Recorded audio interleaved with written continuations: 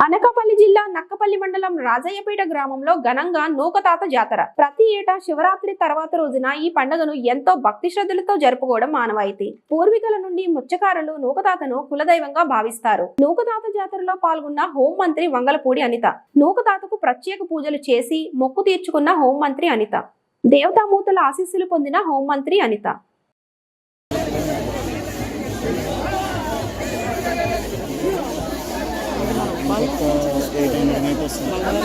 ఇక్కడే ఉండిపోయింది రామకృష్ణ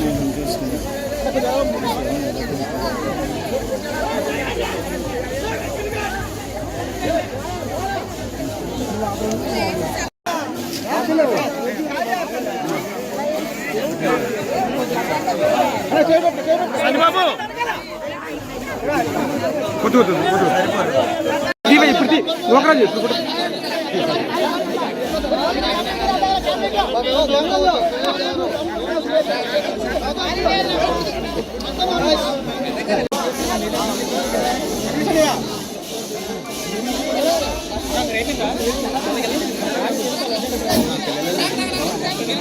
ఇప్పుడు